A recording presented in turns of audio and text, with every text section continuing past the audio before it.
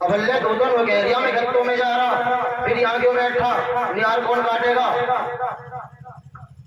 अगर इन्ना हाथ मान ली अगर आजा तू जो उसका बेड़े पी ले। भोरे ओ भोरे तो सुनाई ना जा रही का बड़े में क्या शोर मचा रहा, बता क्या क्या है। बस आका उसका भरला लाया करे को अनेक लड़कियों से इतना कर दूंगा और उस अपने साथ चल लेते बुला लेंगे। चाचा से हमारा बड़ा में बुला रहा और नो कह रहा अपने चाचा ले दे बुला रहा।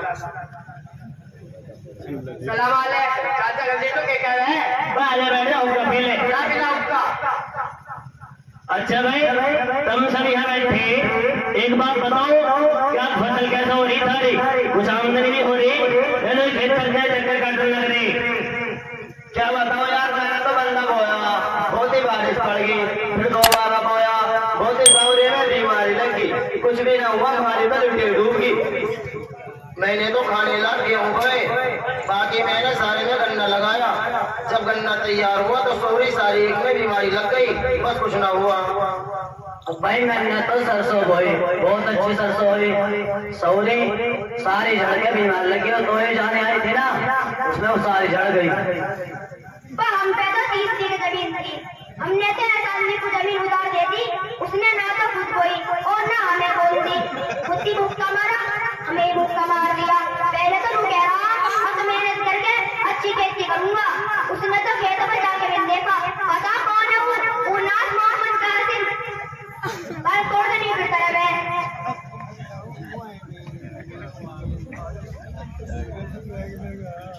अस्सलाम वालेकुम। वालेकुम सलाम, खैरियत तो मुखिया जी। अजी हमारी तो बोल रही पर बोले साहब हर तस्वीर कौन सा आ रही। मैं मदरसा बाबुल इस्लाम सलाहियत चंदे के सिलसिले में हाजिर हुआ हूँ। मदरसे में कोई मुस्तकिल आमदनी नहीं है, अल्लाह ताला की मदद और आप लोगों के ताउन से इलाज मिल रहा है। ले भाई सुन ले, फसल कट के घर में गिरी वो चंदा वाले दला लिए, कहते नहीं होने वाले उल्टे अब घर बसा नहीं फकीर दला लिए। ले भाई घसटे, इन मौलवियों ने तो खेल बना रखा, एक जाता नहीं दूसरा हाल है, इन्होंने तो खाने पीने का जरिया बना रखा। अरे इन चलने वालों के हाथों में दे दाम थी और बंदे कटवावे और डंडे छिलवावे, जब इनके डटने पर धूप पड़ेगी ना फिर क्या करेंगे। चल रहा चंदे के लिए। अरे बाबा ये अपने खातिर थोड़े मांग रहे हैं चंदा, ये तो बच्चों खातिर मांग रहे हैं बेचारे।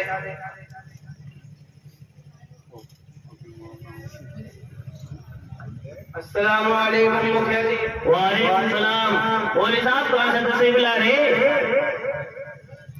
मदरसा इस्लामिया ज़ियादुल इस्लाम सुल्तानपुर से चंदे के सिलसिले में हाजिर हुआ हूँ। खर्चा बहुत है और आमदनी कम है, जिसकी वजह से काफी दिक्कत हो रही है। आप हज़रात से ताउन की दरख्वास्त है। ले भाई सुन ले बात था ना मैंने आगे की जनता नहीं दूसरा ले भाभी से भी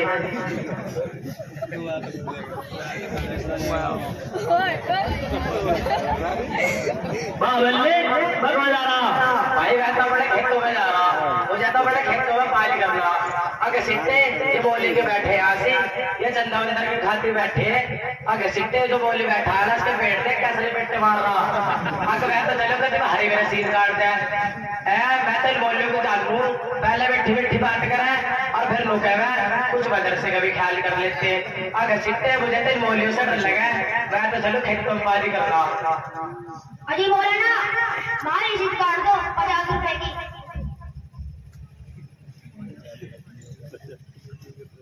तुम भी बना दो और तुम भी बना दो।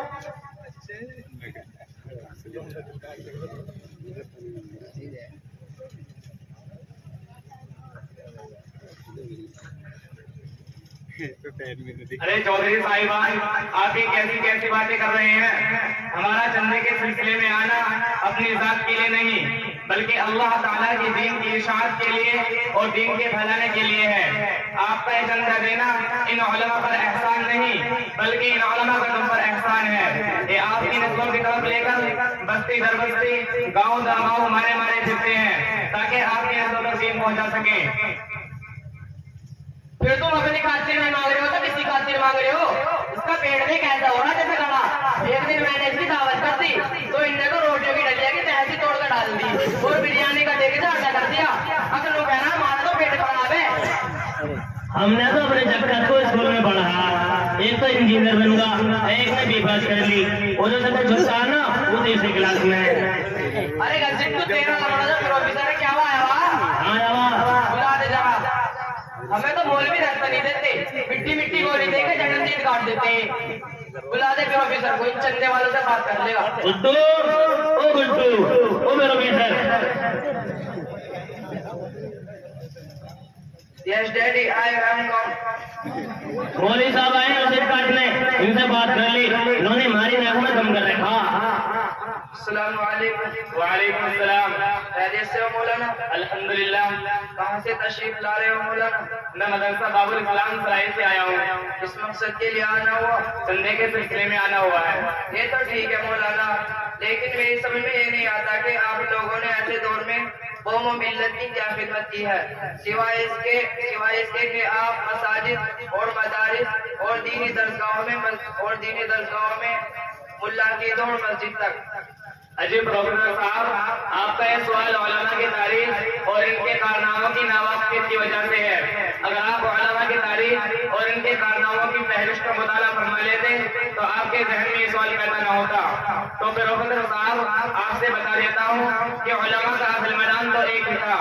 एक तरफ तो मसाजिद और अवाम अन्नास की इमामत का फरीज़ा अंजाम देना और मिंबरों में साहब की जीनत बनकर उम्मत मुस्लिमा को सही हिदायत और सही रास्ते पर चलने की ताकीद करना।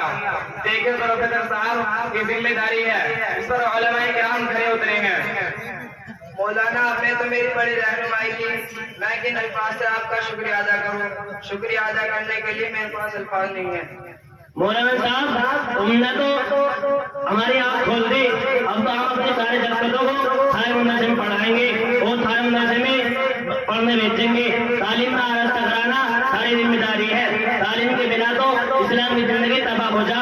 और सुनो मौलवी साहब, अब से जब भी रसीद काटना हो ना तो थारी दावत हमारे घर रहेगी।